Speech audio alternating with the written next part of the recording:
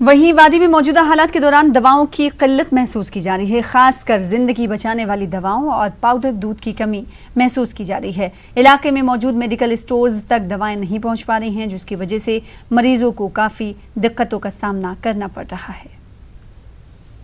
हमारे पास काफ़ी थी, पहले एक हफ्ते से हम दवाई दे रहे हैं और हमारे लाइफ सेविंग ड्रग्स यानी कि इंसुलिन है हमारे पास, वो ख़त्म हो चुका है। और हमारे पास जो बेबी फूड हैं, जो बच्चों के लिए यहाँ पर हमारे पास दूध है, वो ख़त्म हो चुका है।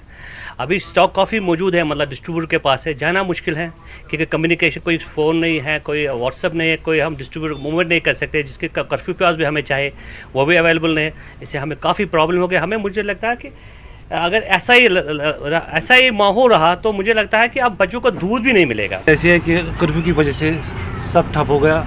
हमारे पास जो भी मेडिसिन थे वो ख़त्म हो गए। बेबी फूड जो थे, कोई भी डिस्ट्रीब्यूटर, कोई भी मेडिकल का डिस्ट्रीब्यूटर, कोई भी फूड वाला खोलता नहीं। कर्फ्यू की वजह से और कम्युनिकेशन की वजह से, कम्युनिकेशन जो गवर्नमेंट ने बंद की उसकी वजह से सब ठप हो गया। जहां एक तरफ सरकार दावा करती है कि एसेंशियल सप्लाईज लोगों के घरों तक पहुंचाए जाएंगे, वहीं अगर मार्केट का हाल हम देखें, जो दवाइयों की दुकानें हैं वो खाली हो चुकी हैं, जो लाइफ सेविंग ड्रग्स हैं, इंसुलिन हैं या बेबी फूड है, वो तक ख़त्म हो गए हैं। जहां हमारी बात यहाँ के केमिस्ट से हुई तो उनका कहना साफ था कि उनका किसी के साथ कंटैक्ट नहीं हो पा रहा है, वो किसी के साथ राब्ते में नहीं आ पा रहे हैं और दवाइयाँ नहीं मंगा पा रहे हैं। यहाँ अगर पेशेंट्स के हवाले से हम बात करें तो पेशेंट्स को काफ़ी सारी दुश्वारियाँ पेश आ रही हैं, सिर्फ इस वजह से क्योंकि मार्केट में दवाइयाँ अवेलेबल नहीं है। शबीर शाह के साथ परवेज़ भट्ट, न्यूज़ 18 उर्दू, श्रीनगर। और इस वक्त बड़ी खबर रियासत जम्मू कश्मीर से आ रही है। यूनियन टेरिटरी जम्मू कश्मीर से आपको बता दें कि कौमी सलामती मुशीर की अवाम से रब्त बढ़ाने की कोशिश लगातार देखने को मिल रही है।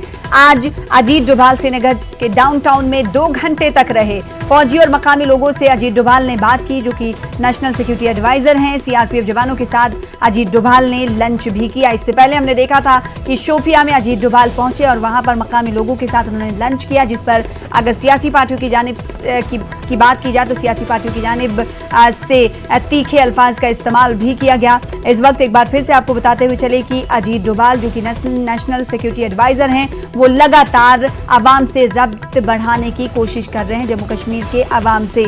आज अजीत डोभाल श्रीनगर डाउनटाउन में 2 घंटे तक रहे। उन्होंने फौजी और मकामी लोगों से बातचीत की और फिर सीआरपीएफ जवानों के साथ अजीत डोभाल ने लंच किया। इससे पहले शोपिया में भी अजीत डोभाल ने लोगों के साथ, मकामी लोगों के साथ बातचीत की थी और उनके साथ लंच किया था। तो कौमी सलामती मुशीर लगातार वादी के अवाम से रब्त बढ़ाने की कोशिश कर रहे हैं। अजीत डोभाल आज श्रीनगर के डाउनटाउन में पहुंचे और वहां पर पहुंचकर 2 घंटे तक कयाम किया।